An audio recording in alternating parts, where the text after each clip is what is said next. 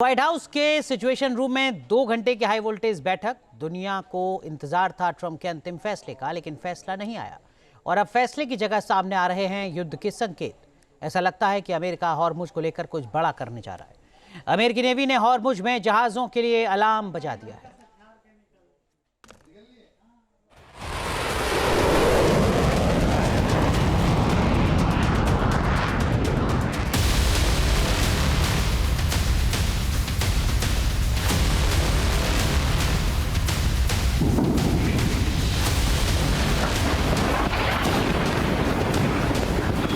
Situation room की बैठक नाकाम।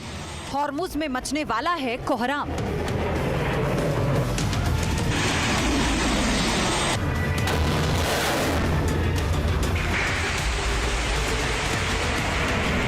सेंट्रल कमांड ने बजाया अलार्म। समंदर में होने वाला है युद्ध घमासान।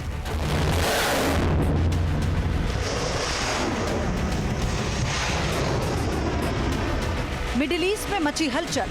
ट्रंप का वॉर सिग्नल।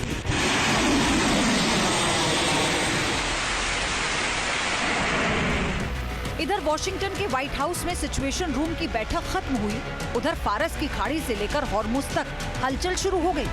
अमेरिकी सेंट्रल कमांड ने ओमान के मुसेंडम के नॉर्थ में यानी ठीक स्ट्रेट ऑफ हॉर्मुज के मुहाने पर मौजूद सभी नाविकों और पायलट्स को साफ कह दिया है, पीछे हट जाओ और अमेरिकी नेवी के लिए रास्ते खाली कर दो।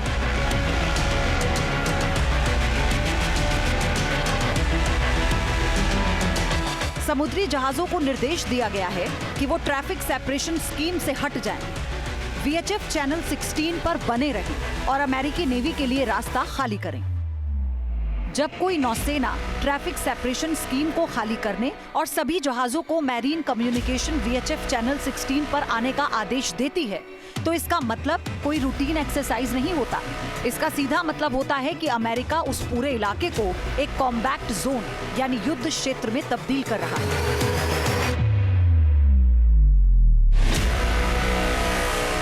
अमेरिका ने कह दिया है कि जो भी जहाज माइंस बिछाने या ईरान की मदद करने में शामिल दिखेगा, उसे सीधे तौर पर टारगेट किया जाएगा, यानी उसे उड़ा दिया जाएगा।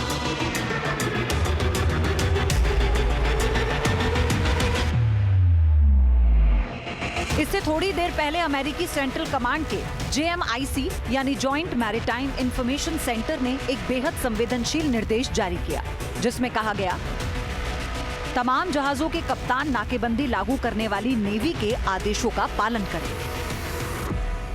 जानकारों के मुताबिक सेल्फ डिफेंस के नाम पर पहले से ऐसे निर्देश जारी करना अक्सर किसी युद्ध या फिर मिलिट्री एक्शन की तैयारी का संकेत माना जाता है। सवाल उठता है कि क्या अमेरिका हॉर्मुज में युद्ध छेड़ने वाला है? जानकार मानते हैं कि ट्रंप प्रशासन इस वक्त ऐसे मोर्चे पर खड़ा है जहां से उसे अपनी ताकत दिखानी ही थी।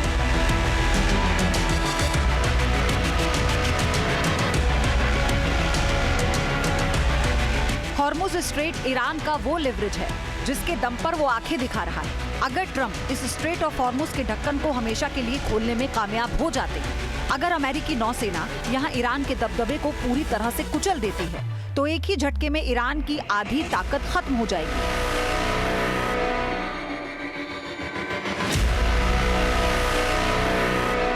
लेकिन ये जितना बड़ा इनाम है, इसमें उतना ही बड़ा खतरा भी है। अमेरिकी थिंक टैंक भी मानते हैं ये खेल बेहद जोखिम भरा है। अगर ईरान ने पलटवार किया तो मामला बेहद तेजी के साथ हाथ से निकल जाएगा और पूरी खाड़ी आग की लपटों में घिर जाएगी। ये जंग सिर्फ मिसाइलों और बारूद की नहीं, ये वर्चस्व की जंग है। अब तक हॉर्मुज से गुजरने वाले जहाजों को ईरान के बनाए पर्शियन गल्फ सी सिक्योरिटी एक्ट यानी PGSA सिस्टम के तहत इजाजत लेनी पड़ती थी। 39 दिनों के युद्ध के बाद ईरान खुद को इस समंदर का थानेदार समझने लगा है।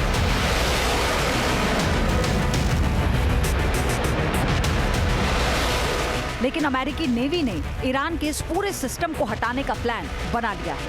अमेरिकी सेंट्रल कमांड ने साफ निर्देश दिए कि अब इस खाड़ी से गुजरने वाले तमाम जहाजों को ईरान की बजाय सीधे अमेरिका के साथ कोऑर्डिनेट करना होगा। यानी ट्रंप ने जो कुछ समय से पहले कहा था, हम खुद इस पर नजर रखेंगे, अब वो पूरी तरह से ऑपरेशनल होने वाला है।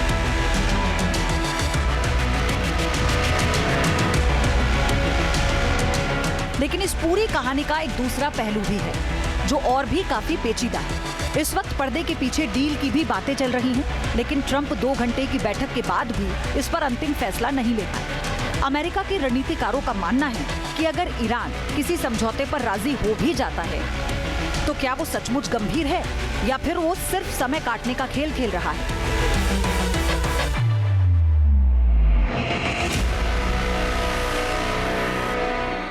क्योंकि ईरान के भीतर की अंदरूनी सियासत भी एक बड़ा सिरदर्द है। ईरान में वहां की मौजूद सरकार फैसला नहीं ले रही। फैसले का अधिकार IRGC का है।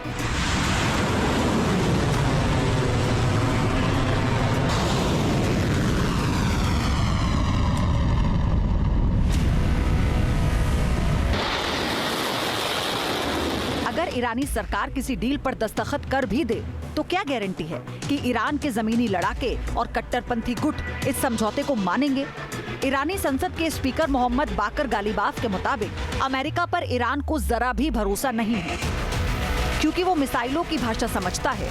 उन्होंने X पर लिखा, हम रियायतें बातचीत से नहीं बल्कि मिसाइलों के जरिए हासिल करते हैं। बातचीत में हम सिर्फ उन्हें समझाते हैं। किसी भी तरह के वादों या गारंटियों पर भरोसा नहीं है, क्योंकि सिर्फ काम ही मायने रखते हैं। जब तक दूसरा पक्ष कार्रवाई नहीं करता तब तक ईरान कोई कदम नहीं उठाएगा। इसका मतलब साफ है कि ईरान पूरी तरह से तैयार है। अगर अमेरिका ने हॉर्मुज में कोई भी एक्टिविटीज शुरू की तो ईरान शांत नहीं बैठेगा। ईरान की मिसाइलें पलटवार करेंगी और हो सकता है वार और पलटवार का दायरा पूरे मिडिल ईस्ट तक फैल जाए।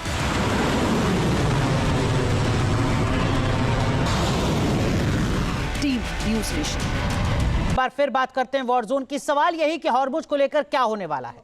सिचुएशन रूम में जो महत्वपूर्ण बैठक थी, उस बैठक में तो कोई ठोस नतीजा नहीं निकल पाया, लेकिन जिस तरीके का मूवमेंट अमेरिकन नेवी में दिख रहा है उसका मतलब क्या है? क्या डोनाल्ड ट्रंप बहुत जल्द कुछ बड़ा करने जा रहे हैं या ये सिर्फ पॉस्चरिंग है? इस मुद्दे पर बात करने के लिए खास पैनल हमारे साथ आज एक बार फिर जुड़ चुका है। Major general retired AK Siwach साहब हमारे साथ जुड़ रहे हैं। हमारे साथ विदेश मामलों के जानकार रोविंदर सचदेव जी जुड़ रहे हैं। पूर्णिमा नाथ जी हमारे साथ जुड़ रही हैं अमेरिका से, और प्रोफेसर जमीर अब्बास जाफरी साहब हमारे साथ जुड़ रहे हैं ईरान से। आप चारों का बहुत बहुत स्वागत है। सिवाच साहब, सबसे पहले आपसे समझना चाहूँगा, ये जो सर खबरें लगातार आ रही हैं कि सिचुएशन रूम में बैठक हो रही है, फिर खबर आती है कि कोई नतीजा नहीं निकल रहा है, फिर खबर आ रही है कि कुछ डायरेक्शन दिए गए हैं जो अब US नेवी है उसको, ये सब पॉस्चरिंग है, नैरेटिव सेट करने की कोशिश है, या वाकई डोनाल्ड ट्रंप कुछ बड़ा कर सकते हैं और उनके पास ऑप्शन भी है क्या कुछ बड़ा करने का? हाँ बिल्कुल, देखो सच्चाई है, बहुत कंफ्यूजन है। ये समझ नहीं आ रहा कि कभी बताया जा रहा है कि डील बिल्कुल फाइनलाइज हो गई है, अभी साइन होने बाकी रह गई है, और कहीं ना कहीं memorandum of understanding Donald Trump ने अप्रूव कर दिया है, ईरान की लीडरशिप पे गया। मगर उसके साथ साथ ऐसा भी लग रहा है कि सिचुएशन डिटेरियोरेट हो रही है।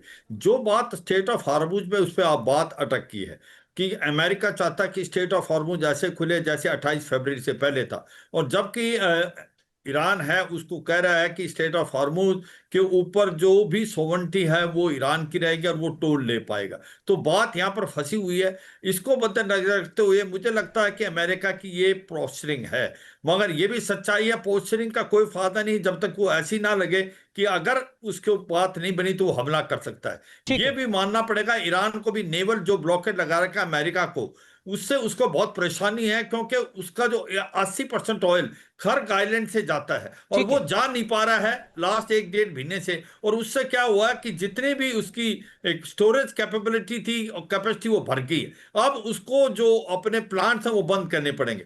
तो ये सच्चाई है, अगर कहीं हमला करेगा अमेरिका तो वो नेवल ब्लॉकेड के सिवाच साहब, जब आप बात ये कह रहे हैं तो प्रोफेसर जाफरी मंद मंद मुस्कुरा रहे हैं।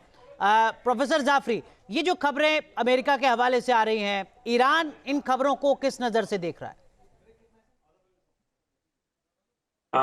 देखें, डोनाल्ड ट्रंप जो है, पहले तो आदाब आपको और तमाम पैनलिस्ट को और तमाम व्यूअर्स को। डोनाल्ड ट्रंप ब्लफ करके मार्केट्स को बहुत बहुत वक्त से मैनिपुलेट कर रहे थे, और उस 3700 ट्रांजैक्शंस उन्होंने किए हैं अपने पर्सनल बेनिफिट के लिए। ये BBC ने रिपोर्ट किया है। तो डोनाल्ड ट्रंप का जो पूरा दारोमदार ये है कि ये जंग से जितना पैसा वो खुद अपने लिए कमा सकते हैं वो कमा लेंगे। दूसरी चीज जो हमारे जनरल साहब ने कहा है कि ईरान में प्लांट भर खाली रहेंगे, और ये कम जानकारी की वजह से अमेरिका जो प्रेजेंट कर रहा है वो रियल नहीं है। कल ही ईरान ने 24 टैंकर्स ईरान के पास हुए हैं स्ट्रेट ऑफ हॉर्मुज से। प्लस ईरान ने एक ट्रेन लाइन को वो किया है, एक्टिव किया है। ईरान का ऑयल जो है कजाकिस्तान, तुर्कमेनिस्तान से होते हुए डायरेक्ट चाइना ट्रेन से भी जा रहा है, तकरीबन 2 मिलियन बैरल पर डे। तीसरी चीज ये है कि ईरान की ज्योग्राफी में ईरान के ऊपर कैस्पियन सी है, तो अगर ईरान जब भी चाहे तो कैस्पियन सी से रशिया भी भेज सकता है ईरान, अगर ऑयल, और रशिया से भी भेज सकता है। तो ईरान के लिए कोई फर्क नहीं पड़ता है, क्योंकि ऑफिशियल डेटा ये बता रहा है कि ईरान के तकरीबन 24 टैंकर्स, शिप्स जो हैं वो डेली निकल रहे हैं। ठीक है, लेकिन जाफरी साहब आप मुझे करेक्ट कीजिएगा, ऑफिशियल डेटा के मुताबिक जब तक ये टेंशन नहीं थी तब तक तो रोज 124 से ज्यादा जहाज गुजरते थे शायद, जो अब 24 सिमट कर रह गए। जी देखें, जो ईरान के इस वक्त ईरान से परमिशन लेके जो शिप्स गुजर रहे हैं उसके दो रास्ते हैं। एक तो चाइनीज शिप गुजर रही हैं।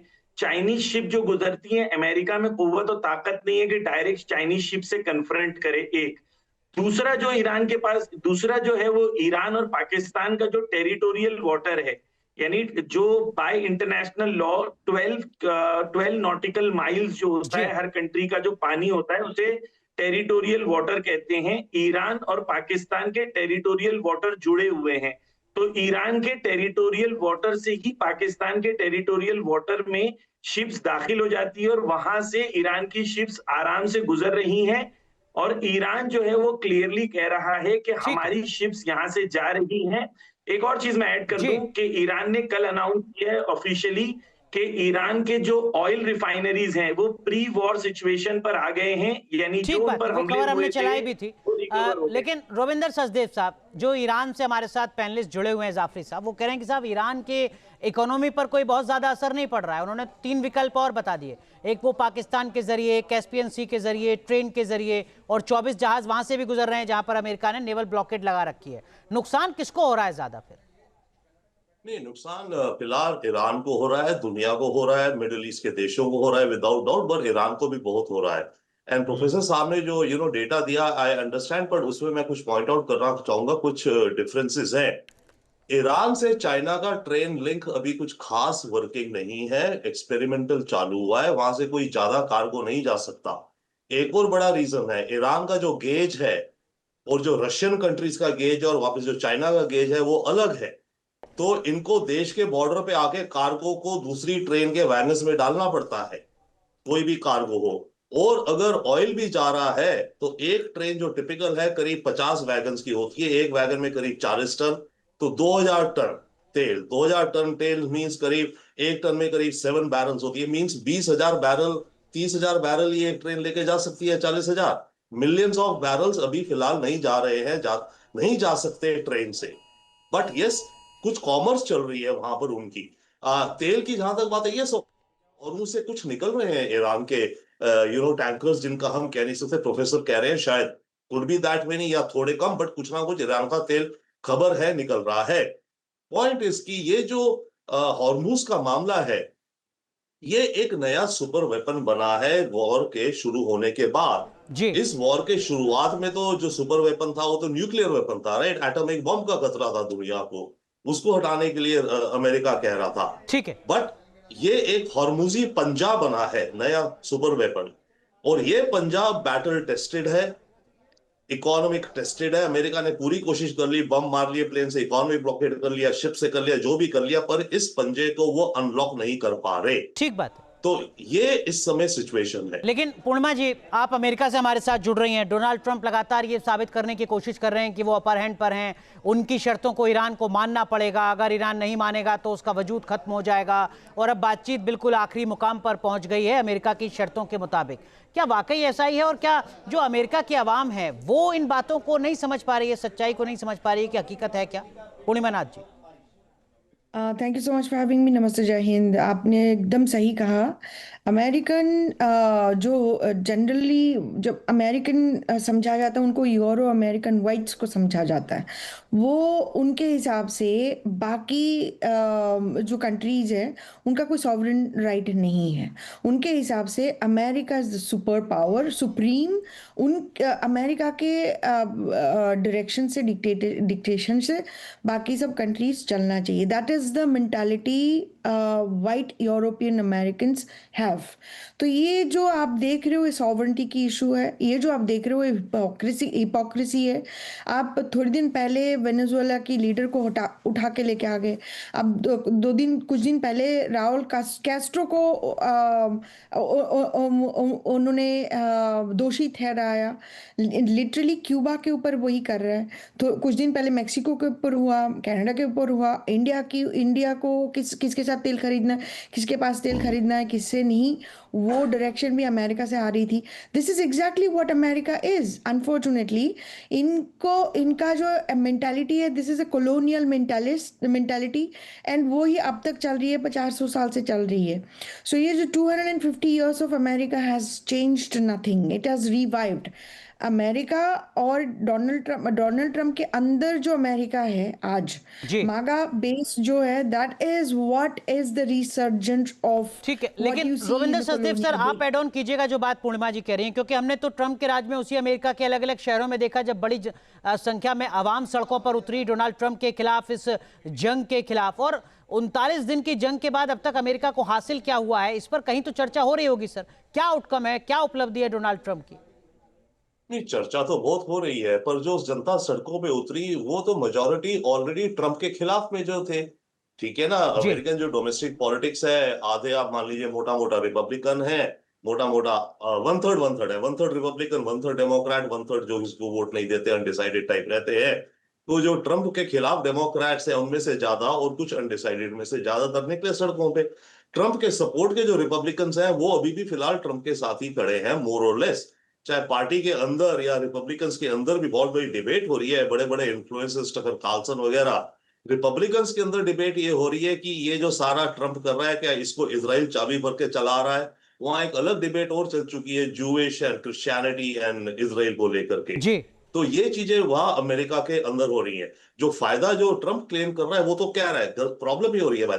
ट्रम्प कह रहा है हमने इनकी पूरी नेवी डुबा दी, सही बात है शायद, मतलब जो स्टैंडिंग बड़ी शिप्स थी हमने इनकी पूरी एयरफोर्स खत्म कर दी, यस मोरलेस कर दी है शायद, राइट। ये डैमेज कर दिया, वो डैमेज कर दिया। ट्रम्प जो है ना केवल नंबर्स को देख रहे हैं। उस हिसाब से वो कह रहे हैं कि हम अच्छा कर रहे हैं और इनकी इकोनॉमी बर्बाद हो रही है। पॉइंट इज कि Iran as a nation, as a culture, उनको वो नंबर्स पे इतना ज्यादा नहीं, वो किसी और चीज के कारण भी देश चल सकता है। ये जो ट्रम्प प्रिज्म लगा रहा है इस पूरी वॉर को देखने का, वो अपना दिखा रहा है कि अगर पैसा नहीं होगा तो हर इंसान झुक जाएगा, राइट, मोर और लेस उसका उनका कहना ही है कि इकोनॉमी बर्बाद हो गई तो देश झुक जाएगा। परंतु बात यह कि ईरान या बहुत और जगहों में नेशनलिज्म जब होता है, देश पर आन पे बान या जो भी बनी आती है, तो लोग या कल्चर्स फाइट करती हैं, नॉट कि भाई हम घास भी खा लेंगे, लड़ लेंगे काइंड ऑफ थिंग। तो ये गैप है जो अमेरिका समझ नहीं रहा है। बहुत महत्वपूर्ण बात आपने कही। लेकिन प्रोफेसर जमीर अब्बास जाफरी साहब, जो बात यहाँ पर हमारे बाकी पैनलिस्ट कह रहे हैं, इसमें तो कोई शक नहीं है कि इस जंग से ईरान को भी नुकसान हुआ है। जाहिर सी बात है, पूरी दुनिया को नुकसान हो रहा है, अमेरिका को भी नुकसान हो रहा है, लेकिन ईरान को भी नुकसान हुआ है। आपकी सुप्रीम लीडर अब नहीं है इस दुनिया में। IRGC को काफ़ी ज़्यादा नुकसान हो चुका है। ड्रोन और मिसाइल का जो आपका खेप है उसमें काफ़ी ज़्यादा कमी अब तक देखी जा चुकी है। ऑयल सप्लाई को लेकर बहुत ज़्यादा अंतर है। इस तरीके की खबरें लगातार आ रही हैं कि आपने इंटरनेट कई इलाकों में ईरान में बंद किया है कि कहीं नाराज़गी और ज़्यादा ना बढ़ जाए। आप करेक्ट कीजिएगा मुझे प्रोफेसर जाफरी। जी हाँ, देखिए, वॉर में नुकसान नहीं हुआ है ये कोई कहेगा तो पागल ही इंसान होगा जो कहेगा कि वॉर में नुकसान नहीं हुआ। लेकिन रियलिस्टिक अगर कोई इंसान ईरान को जानता है तो एक्चुअली लोग ईरान को नहीं जानते। ईरान जो है 1.9 मिलियन स्क्वायर किलोमीटर्स की जगह है, यानी तकरीबन यूरोप की 12 कंट्रीज अगर मिला देंगे तब जाके एक ईरान बनेगा। और ईरान में अगर 20,000 लोकेशंस पर हमले हुए हैं तो इतनी बड़ी कंट्री के अंदर वो 20,000 लोकेशंस पर हमले एक्चुअली नजर नहीं आते। तो आपको ईरान को समझना पड़ेगा कि ईरान क्या है। दूसरी चीज जो बिल्कुल सही कहा हमारे एक पैनलिस्ट ने, माननीय पैनलिस्ट ने, कि ईरान की आइडियोलॉजी जो है वो दो चीजों के अंदर है, एक करबला में और एक नेशनलिज्म में। करबला में ये है कि सर कट सकता है, सर झुक नहीं सकता, जो मुहर्रम और इमाम हुसैन के बारे में। तीसरी चीज जो आपने कहा कि ड्रोन्स ईरान के, जो खुद यूएस की रिपोर्ट आई है, CIA की रिपोर्ट है कि ईरान के 70% एम्यूनेशंस अभी भी इंटैक्ट हैं। चौथी चीज मैं आपको ये कह दूं कि ईरान में इकोनॉमिक प्रॉब्लम हुआ है, तो तेहरान में इस वक्त मेट्रो फ्री है, तेहरान में BTS फ्री है, यहाँ पर अभी भी एजुकेशन सिस्टम फ्री है। प्रोफेसर जाफरी, आप अपनी बात कंप्लीट कीजिएगा। प्रोफेसर जाफरी, आपको मैंने बीच में रोका था, माफ कीजिए, अपनी बात कंप्लीट कीजिए आप। जी, तो मैं ये कह रहा था कि ईरान में इस वक्त जो है वो मेट्रो फ्री है लोगों के लिए, ट्रैवलिंग के लिए। ईरान में एजुकेशन सिस्टम फ्री है। ईरान का हेल्थ केयर सिस्टम ये है कि मेरे घर पे जब विलादत हुई थी, मुझे बच्चा हुआ था, तो मेरी वाइफ जब हॉस्पिटल गई, ऑपरेशन हुआ, और पूरे सब उस ऑपरेशन के बाद, हॉस्पिटल में रहने के बाद 1500 रुपया जो है तकरीबन इंडियन रुपीस में खर्च हुआ, क्योंकि हमारे पास इंश्योरेंस भी होता है। तो इंश्योरेंस अक्सर पब्लिक के पास यहाँ पर होता है। तो ईरान को अगर कह रहे हैं कि ईरान तबाह हो गया, तो नहीं जानते ईरान के बारे में, इसलिए कहते हैं। मैं आपकी स्क्रीन पे ना एक नोट दिखा रहा हूँ। ये नोट जो है ईरान में 50,000 तुमान का है। ये 50,000 तुमान का नोट 2006 में इसकी कीमत इंडिया के 2,500 रुपए थे, आज 40 रुपए हो गए हैं। तो ये जंग शुरू होने के बाद नहीं हुआ है, कंटिन्यूअस ईरान के ऊपर इकोनॉमिक टेररिज्म हो रहा है। पहले ये होता था कि ईरान मुश्किल में रहता था, सब आराम से रहते थे। ईरान ने होर्मुज को बंद करके ये कर दिया है कि अब अगर हम मुश्किल में रहेंगे तो सब मुश्किल में रहेंगे। लेकिन प्रोफेसर जाफरी, करेक्ट कीजिएगा आप मुझे बहुत संक्षेप में, क्या ईरान के लोगों के लिए इस वक्त इन्फ्लेशन एक बड़ी समस्या नहीं है? बहुत कम वक्त में लगभग 250% का जंप हुआ है। देखें, आप पिछले 2 इयर्स में देखेंगे तो जंग के बाद से लेके या जंग के पहले से लेके कंसिस्टेंट उतना ही इन्फ्लेशन है। तो अगर आप ये कहेंगे कि इन्फ्लेशन जंग के बाद सिर्फ हुआ है, तो उसमें हो सकता है 10%, 15% ग्रोथ हुआ है। लेकिन ईरान में जो इकोनॉमिक प्रेशर वेस्ट क्रिएट करता है, इकोनॉमिक टेररिज्म और सैंक्शंस की वजह से, यहाँ की कंट्री में इन्फ्लेशन पहले से है, ये बात आपको समझना पड़ेगा। लेकिन यहाँ की पब्लिक के लिए ये क्लियर है, आप इसको गौर से सुनिए, आपके व्यूअर्स के लिए इंपॉर्टेंट है कि यहाँ की पब्लिक ये जानती है कि हमने 20 साल ये इकोनॉमिक टेररिज्म सहा है। अब वक्त आ गया है कि हमें रेजिस्टेंस दिखा के, होर्मुज को इस्तेमाल करके एक बार में ही अपने तमाम इकोनॉमिक प्रॉब्लम्स को हल करना है। यानी ईरान अपने आप को एक गोल्डन पोजीशन में देख रहा है, यहाँ की पब्लिक ये जानती है। जो बात प्रोफेसर जाफरी कह रहे हैं, आपको लगता है कि ईरान की जो सुप्रीम लीडरशिप है, नेशनलिज्म की इस फीलिंग को जगाते हुए अपनी आवाम में इस सेंटिमेंट को पैदा करने में कामयाब हो गई है?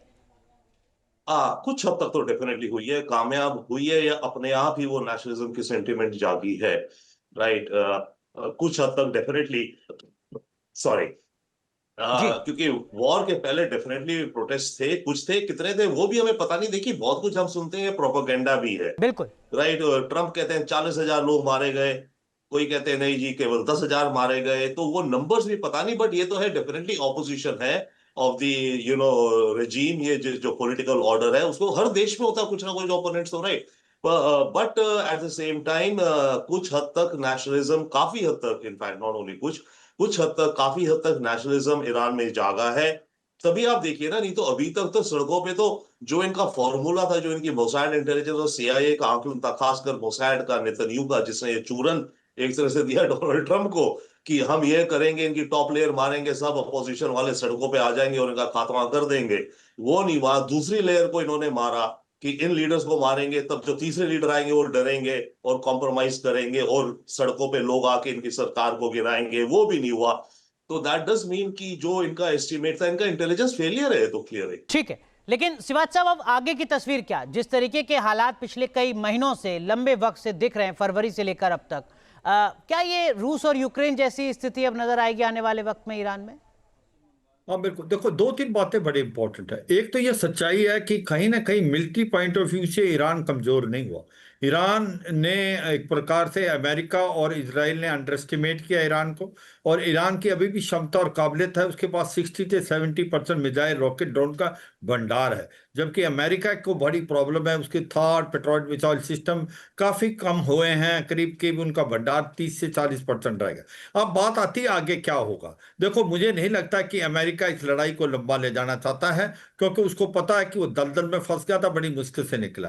क्या ये ईरान लड़ाई को लंबा ले जाना चाहता है? बिल्कुल नहीं, क्योंकि ईरान की इकोनॉमी अच्छी नहीं। ईरान की मिलिट्री पावर स्ट्रांग है, पर इकोनॉमी में फर्क आया है, क्योंकि आपको इकोनॉमिक सैंक्शन लगे हुए हैं, आपके एसेट्स फ्रीज कर रखे हैं। तो वो भी, ईरान भी इस लड़ाई को नहीं लंबा ले जाना चाहता, बातचीत का नतीजे से कोई ना कोई हल निकालना चाहता है। इजराइल इस लड़ाई को रोकना नहीं चाहता, वो चाहता ईरान कमजोर हो और कहीं ना कहीं हिजबुल्लाह पे वो हमले करके लितानी नदी तक जाने की कोशिश करेगा।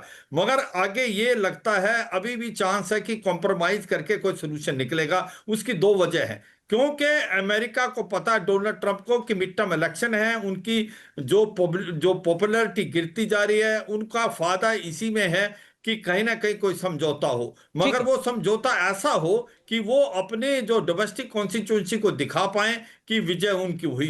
पर ग्राउंड पे अगर मैं देखूं, राउंड 1 में अगर पलड़ा भारी था तो वो सच्चाई ईरान का था, क्योंकि मिलिट्री पॉइंट ऑफ व्यू से उसने काफी लेकिन पूर्णिमा नाथ जी, अमेरिका का पलड़ा तो तब भारी होगा जब वो ये साबित कर दे कि साहब देखो, जो एनरिच्ड यूरेनियम था ईरान का, उसका हमने बिल्कुल खात्मा करा दिया है। वो ये साबित कर दे कि हॉर्मुज स्ट्रेट खुल चुका है और उस पर अब ईरान का कब्जा नहीं है। क्या आपको लगता है वाकई इतना आसान होगा डोनाल्ड ट्रंप के लिए, तब जबकि ईरान तो लगातार आर पार के मूड में है? आसान तो नहीं होगा, और Iran doesn't trust America also. दो बार बॉम्बिंग किया है निगोशिएशन पे, अभी निगोशिएशन के बीच में भी थ्रेट्स आ रही है। इसको डिप्लोमेसी आप नहीं कह सकते हो, बेसिकली इसे coercion and also tactics use करा जा रहा है, टेरर टैक्टिक्स यूज करा जा रहा है। सो ईरान के पॉइंट ऑफ व्यू से this is not going to be, obviously Donald Trump is already fallen apart. But आपको याद दिला दूं, 2 दिन पहले ट्रंप की एक मैसेज आई थी सोशल पोस्ट में। उन्होंने ये कहा है कि वो बैड डील नहीं करते। वही बात उनके जो कैबिनेट मिनिस्टर्स हैं वो प्रमोट करे जा रहे हैं। Basically it's the same thing that Obama's bad deal was bad. अभी जो डील हम लोग करेंगे, हम will make sure that this deal is better than Obama's deal. That was his essence at the end of the day. आपको याद दिला दूं, पिछले ओबामा के समय में भी उन्होंने लिटरली वायरल कर दिया था अपने पोस्ट से, ट्विटर पोस्ट से बोल रहे थे कि Obama is going to go attack on Iran because of election. अभी उन्होंने वही किया जो ओबामा को उन्होंने लेकिन वो तो अब तक ये क्लेम कर रहे थे ना कि जो जॉर्ज डब्ल्यू बुश के जमाने से नहीं कर पाया कोई भी अमेरिकन प्रेसिडेंट, वो मैंने करके दिखा दिया। लेकिन हाथ क्या लगा, सवाल ये है कैसे वो अपनी आवाम को एड्रेस करेंगे, सवाल ये है। नहीं, अभी it doesn't matter whether he is winner और लूजर। उनके जो स्पेशली जो मागा बेस है, वाइट क्रिश्चियन सुप्रीमेसिस्ट का जो बेस बना हुआ है, उनको फर्क ही नहीं पड़ता वो क्या कह रहे हैं नहीं कह रहे, क्या कर रहे हैं नहीं कर रहे। उनको तो जीसस, उनके लिए जीसस बन चुके। जीसस को उन्होंने रिप्लेस कर दिया। आपको मैं बताऊं थोड़ा तो प्रैक्टिकली आप देखिए, जीसस जो था वो रिच नहीं थे, डोनाल्ड ट्रंप रिच है। जीसस के पास बिजनेस नहीं थे, ये तो बिजनेसमैन है। ये जीसस के पास कोई कंट्री नहीं थे, कंट्री हेड नहीं थे वो। ये तो मसैया बन चुका है अभी इनकी मागा क्रिश्चियन बेस की। अनफॉर्चुनेटली धर्म से थोड़ा अलग कर लेते हैं। लेकिन रविंदर सर, जो बात पूर्णिमा जी कह रही हैं अमेरिका में बैठकर, वो कह रही हैं कि देखो ट्रंप के अंधभक्त बहुत हैं, कोई फर्क नहीं पड़ता कि ट्रंप को क्या हासिल हुआ। क्या आपको लगता है कि ये काफी होगा अमेरिकन पॉलिटिक्स के लिहाज से, या वाकई ट्रंप को कुछ दिखाना पड़ेगा कि भाई हमने ये हासिल किया है? नहीं, ट्रंप को कुछ दिखाना पड़ेगा, वो दिखा भी रहा है, परंतु बात ये है डेफिनेटली इसकी उनके बेस को कुछ थोड़ा फर्क पड़ता है, ज्यादा नहीं पड़ता, क्योंकि जैसे पूर्णिमा कह रही है, ट्रंप एक जीसस है उनके लिए, right. He is not a good Christian. मतलब 2 बार डिवोर्स हो चुका है, बट स्टिल पॉइंट इसके जो फॉलोअर्स है, मतलब जो टोटल भक्त है, वो कहते हैं कि इसकी कोई कमी हो हम इसे माफ करते हैं, क्योंकि ये दुनिया में किसी बड़े काम के लिए आया है, और वो बड़ा काम है कि अमेरिका को एक व्हाइट क्रिश्चियन नेशन बनाना है जी। तो मानो 100 खून माफ है, क्योंकि बड़ा क्रिश्चियन एक व्हाइट क्रिश्चियन नेशन बना रहा है। तो एक वो पूरा आइडियोलॉजिकल सपोर्ट है इसके लिए, इसकी तरफ। बट ये दिखा रहा है ना, इसने बॉटम लाइन ये कर दी है कि ईरान के पास कभी न्यूक्लियर वेपन नहीं होगा, मैं ये गारंटी करूंगा। अब वो तो ये तो एक तरह का बनाया हुआ थ्रेट है। ईरान के पास अव्वल न्यूक्लियर वेपन नहीं था, और अमेरिका के लिए भी। आपके मोबाइल पर तुरंत आएगी ब्रेकिंग न्यूज। स्क्रीन पर सबसे पहले दिखेगी बड़ी खबर, देश दुनिया की हर खबर एक जगह। अब आपके मोबाइल पर तुरंत फटाफट इंस्टॉल कीजिए न्यूज नेशन ऐप और रखिए खुद को अपडेट। रविंद्र सर, माफ कीजिए आपको रोक रहा हूं, क्या यही वो आइडियोलॉजिकल थॉट प्रोसेस है जिसके चलते डोनाल्ड ट्रंप ने ये कहा था शुरुआत में कि हम ईरान की पूरी सभ्यता को खत्म कर देंगे? नहीं, वो तो अलग है, वो माइंडसेट है, पर वो तो अलग है ना। वो इसलिए इन्होंने सोचा भी जा रहा है। बाय द वे, इजराइल में इस बात की ज्यादा चर्चा हो रही है कि सेकेंड वर्ल्ड वॉर में जापान को जो हाथ खड़े करने पड़ गए, वो जंग चली जा रही थी। नहीं तो जापान पे न्यूक्लियर अटैक हुआ, कभी नहीं हुआ, एक ही बार हुआ है दुनिया में हिस्ट्री में। जापान पे अटैक हुआ तो इमीडिएट वर्ल्ड वॉर 2 रुकने पे आ गई। तो इजराइल में इनफैक्ट नेतन्याहू के काफी एडवाइजर जो उनके फार राइट हैं, वो ये भी एडवोकेट कर रहे हैं कि ये सारा मामला, एक न्यूक्लियर बॉम्ब फेंको तेहरान पे, सारा मामला एकदम रुक जाएगा। तो वो उसने उस एंगल, उस विचारधारा को एक्सप्रेस करते हुए कहा था। बट अपने बेस को अमेरिका में बताने के लिए वो ये कह रहा है कि जितनी भी कॉस्ट हो, हमारे को न्यूक्लियर खतरा नहीं होगा। वो ये कह रहा है ना कि ईरान का न्यूक्लियर वेपन बन जाता, और वो इतना अव्वल उसके पास, ईरान के पास मिसाइल्स है ही नहीं जो अमेरिका तक पहुंचेंगे, ना न्यूक्लियर वेपन है। तो वो ये डर दिखा के अपने देश में कि मैं न्यूक्लियर वेपन्स को हटा रहा हूं, जो हमारा खतरा है, इसलिए हमें जो कॉस्ट देनी पड़े हम देंगे। तेल महंगे रहेंगे फिलहाल में, पर जब तेल गिरने शुरू होंगे, जब सारा मामला पर पूर्णिमा जी, ये तो बेवजह सरपंच बनने वाली स्थिति है ना कि आप इजराइल के न्यूक्लियर प्रोग्राम पर चुप्पी साधे रहें और ईरान के तथाकथित न्यूक्लियर प्रोग्राम को बंद करने के नाम पर आप फिर कुछ दिन बाद कह दें कि मुझे अब नोबेल प्राइज भी दे दो। एकदम सही कहा आपने। मैं भी यही डायरेक्शन पे आपसे सवाल भी पूछना चाह रही थी कि इजराइल के पास 300 वॉर हेड्स है, इसके बारे में कोई बात नहीं कर रहे, लेकिन यहाँ से इंफॉर्मेशन जारी है और थ्रेट्स जारी है कि ईरान के पास नहीं होना चाहिए। क्यों नहीं होना चाहिए भाई? देखिए, ये युद्ध छेड़ने से पहले मैं भी यही सोचती थी कि बात चलो, it might be better, but at the end of the day America होता कौन है? डिक्टेट करने वाले, डिसाइड करने वाले, डिफाइन करने वाले कौन सी कंट्री, कौन से सॉवरेन कंट्री की कैसे रूल करना है, उनको किससे बिजनेस करनी है, कहाँ से बिजनेस करनी है, वो डिफाइन कर रहे हैं America. This is what America has done to India also. India Russia से तेल खरीद रहा है, वो कम करवा के अभी वेनेजुएला की तरफ से आपने डाइवर्ट किया। हालांकि इंडिया तो कह रहा है कि हम तो सबसे खरीद रहे हैं, रूस से भी खरीद रहे हैं, वेनेजुएला से भी खरीद रहे हैं, हमने अपने देशों की जो लिस्ट है वो बड़ी कर दी है। लेकिन प्रोफेसर जाफरी साहब, जो अभी हालात हैं, अमेरिका की गलती है, डोनाल्ड ट्रंप की जिद है, ठीक है, अलग बात, लेकिन ईरान की तरफ से भी जिस तरीके की पोस्चरिंग सर अब तक दिख रही है, ऐसा लग नहीं रहा है कि ईरान भी समझौते की मेज पर सामने बैठने के लिए तैयार है? देखें, ये आप कुछ चीजें आप बहुत क्लियरली समझ लें कि पहली चीज ये है कि ईरान के लिए अगर ईरान ने कोई भी समझौता किया या जर्रा बराबर भी अपने आप को कमजोर दिखाया तो ईरान पर दोबारा हमला हो जाएगा, क्योंकि हम एक ऐसे दुश्मन से, एक ऐसे दरिंदे के सामने खड़े हैं जिसने 2 बार ड्यूरिंग नेगोशिएशंस ईरान पर हमला किया है। और ईरान अगर ये हुर्मुज को खोल देता है, वैसे ही ईरान पर दोबारा हमला होगा। हम एक ऐसी दुनिया में रहते हैं जहां पर इंटरनेशनल लॉज की कोई कीमत नहीं है। इजराइल ने 40,000 से ज्यादा बच्चों को मार दिया, उसके बावजूद भी पूरी दुनिया उसको टेररिस्ट नहीं कह रही है, बल्कि कोशिश की जा रही है उसको किसी तरीके से लेपापोती कर दिया जाए। तो ईरान के लिए क्लियर है कि आज आप की भी तो दुनिया उसी रास्ते पर जा रहे हैं। आपने हॉर्मुज को रोका हुआ है, कोई इंटरनेशनल कानून आपको इसकी इजाजत नहीं देता। आप न्यूक्लियर प्रोग्राम को बना रहे हैं, आपने आईएए से उसको लेकर कोई किसी तरीके की अनुमति नहीं ली है। आप भी तो उसी रास्ते पर जा रहे हैं सर। आप सामने एक उंगली उठा रहे हैं, 4 उंगली आपकी तरफ आ रही है। जी, मैं आपको दोनों जगह करेक्ट कर दूंगा। पहली चीज तो ये है कि ईरान आईएईए के तमाम कानून को फॉलो करता है। जो ग्रोसी हैं, जो आईएईए के जनरल सेक्रेटरी हैं, उनका एक इंटरव्यू है सीबीएस न्यूज को उन्होंने दिया है रिसेंटली। उन्होंने कहा था कि हमारे पास कोई एविडेंस नहीं है कि ईरान न्यूक्लियर बॉम्ब बना रहा है। दूसरा, यूएस की इंटेलिजेंस एजेंसीज हैं, 18 इंटेलिजेंस एजेंसीज हैं। मार्च 25, 2025 को उनकी इंटेलिजेंस रिपोर्ट आई है जो कह रही थी कि ईरान न्यूक्लियर बॉम्ब नहीं बना रहा है। जो कैंट, जो उनके इंटेलिजेंस के डायरेक्टर थे, उन्होंने रिजाइन किया। उन्होंने कहा था कि हम लोगों को इजराइल ये वॉर में थोप रहा है, जबकि हमारे पास इंटेलिजेंस रिपोर्ट थी कि ईरान न्यूक्लियर वेपन नहीं बना रहा है। तो पहला आपका पॉइंट ये हो गया। दूसरा पॉइंट ये हो गया कि ईरान ने हॉर्मुज, जी मैं क्लियर कर दूं दूसरा पॉइंट भी। होर्मुज के बारे में ईरान के लिए क्लियर है कि 12 नॉटिकल माइल्स वो ईरान के टेरिटोरियल वाटर्स हैं, और टेरिटोरी और जो पूरा ओमान और ईरान के बीच में 20 माइल्स का गैप है, जिसके अंदर से 10 माइल्स ईरान का है, 10 माइल्स ओमान का है। ये ऑफिशियल वर्ल्ड के जो लॉज हैं उसके मुताबिक है। ईरान कह रहा है कि हम तो फिर अब तक आप टोल क्यों नहीं वसूल देते सर? शिवाज साहब, अगर ऐसा ही है तो अब तक टोल क्यों नहीं वसूला जा रहा था?